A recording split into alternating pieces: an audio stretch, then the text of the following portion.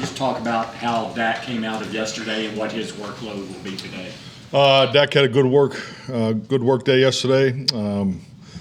It was on a pitch count, threw it 40 times. Thought he looked very good. So we'll look to expand that today and put him in the lead chair. As far as reps, just to give him the opportunity to prepare to play. So it'll be more than 40 today. Absolutely, yes. Any number you want to reach by the end of the week, or? I'll give you two tomorrow. Okay, I'll give you the exact number. He was at 40 yesterday. Okay, Thank you. Just want to be accurate with you guys. What kind of emotional lift did Dak give this team? Well, I just think number one, his leadership ability, personality is top notch, off the charts. So I mean that energy definitely has been felt without a doubt. So I mean, and that's anybody that knows Dak or has been a teammate of his, understands the energy that he brings, each and every day. So that's definitely been evident. Mike Todd Archer of the ESPN, he asked about the emotional lift. What schematic lift does it get you when he comes back? Well, I think just like anything in this game, I get the details of looking where the things may be tilted one way or the other, but our game plan process has been the same as it's been each and every week. This is a big challenge, frankly. Obviously, Dak, coming back from not playing for a while. It's an uncommon opponent. They're coming off of a bye week, so the expectation of unscouted looks. We got to be really conceptually sound on how we feel they're going to play against us, and just be ready for the variations that come off of these concepts that they've majored in. In the first 6 weeks. So, I mean, that's really where the focus is. So I wouldn't say there's a whole lot different from the approach schematically for the Lions as we went through the first 6 weeks. When Aaron came back from some of his longer layoffs, like Dak's coming back, what do you look for to see, okay, they're back, like everything's fine with them? Yeah, rhythm and timing. That's the biggest thing, and it's a challenge to. It's a challenge to grab that in this shorter period of time. There's no question. But I think that's why really putting a ceiling on the workload is important because Lord knows he would throw 140 yesterday if you let him. So I mean, we just got to be, we got to be smart about that and trust the medical, process that he's going through. But yeah, it's a challenge. Aaron going through it twice with him, 13 and 17. I mean, it's. In his he was out, I want to say 9 weeks. So, I mean, that's a challenge. And, especially, his particular case coming back to win to get in the playoffs. So, schematically, you went with a full plate. And, there was a little different probably approach because we're talking about December as opposed to, is it October? Yeah, October. Week 7, I know that. Hey, Mike. Patrick Walker, DallasCowboys.com. Schultz was listed as full in the walkthrough yesterday. Is he expected to be a full participant? What are his chances for Detroit? Yeah, I mean, this big day for Dalton. I mean, just once again, he's similar to Dak. He has to just get into the rhythm and the timing of the pace of full speed activity. This is what your padded practices give you. I mean, this is as close to the football game as we can get to today. And it'll really. Gets going in the individual drills, but it really gets cranking, in the 9-on-7, and that's part of why you do it. So this will be a good day for Dalton. Skyler Dixon with the AP. At the risk of getting you to be a little philosophical here, with it being pretty clear that Dak's I thought I've been very philosophical to this point. I mean, how do you look back on this stretch of keeping the train on the rails without Dak, and how you did that, and how do you sort of avoid complacency with, okay, Dak's back now, everything's fine? Excellent question. And I am when you get in your 50s, you definitely become a man of reflection. So I do that, but that's really, frankly, I haven't reflected on it. I think it's just a credit to the whole team. I mean, especially what Cooper Rush was able to do, and but also I really think these things really start back in April. I mean, this is why. I'm so impressed in today's climate of the NFL, just the offseason program participation and the quality and quantity of work that we're able to do to get ready for training camp. And then you get to have a healthy training camp, which we're fortunate enough to have this year, and especially being out there in California. So I think it's all those things, they add up, and it's all part of the keeping the train on the tracks. And and then once again, I mean, I think Cooper did an outstanding job of just keeping us playing the way we wanted to play.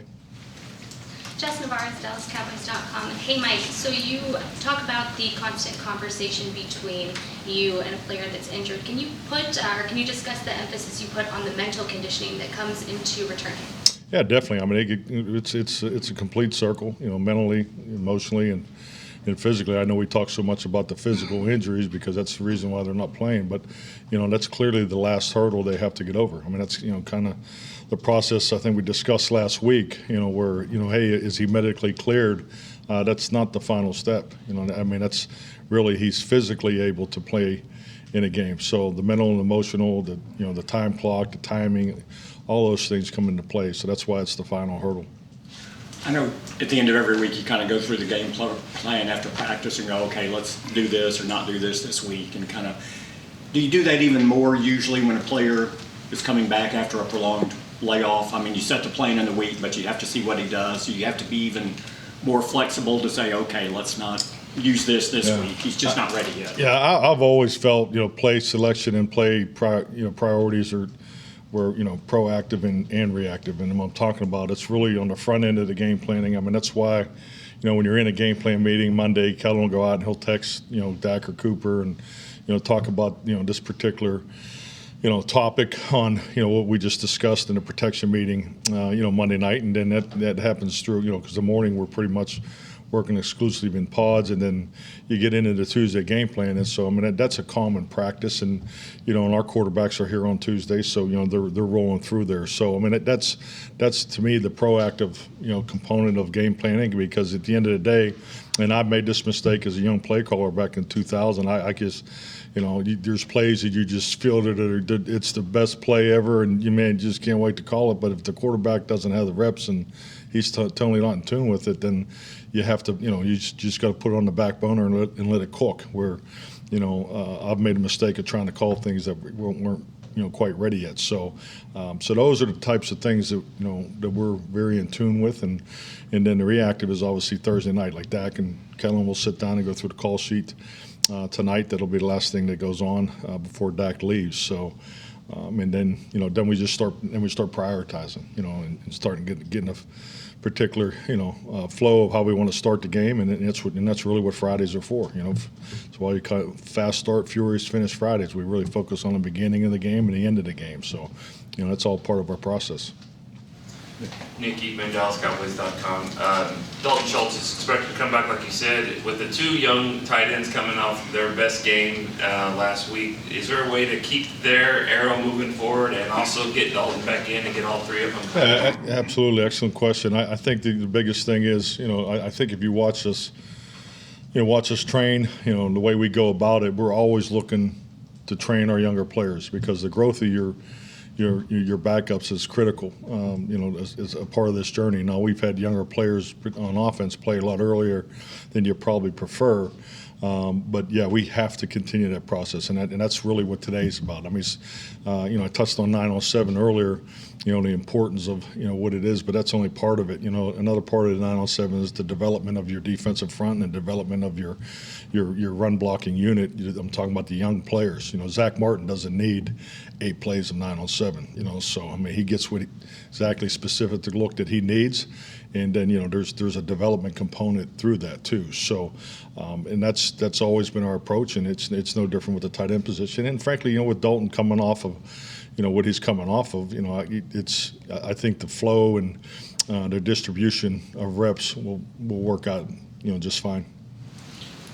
CD, will he be able to be a full go today, or how do you? Yeah, I CD. He'll come in somewhere between limited and full today, but yeah, he will definitely practice today. A couple weeks ago it was a groin, and now it's listed as a hip. Is it kind of the same thing, and now you just have a better idea? No, I mean the hip happened Thursday in practice. I mean there was a play in practice where he kind of got himself in a bad spot. So and that's why we took the precaution that we did on Friday. Christy Scales, Cowboys Radio. The Lions defense is relying on a few rookies. Mm-hmm. And when Hutchinson came out, did y'all even look at him hard? I mean, you knew he was going to go so high. Mm-hmm. And I know his sacks are kind of clustered in that one game, but what do you see from Hutchinson? Definitely. I mean, yeah, definitely.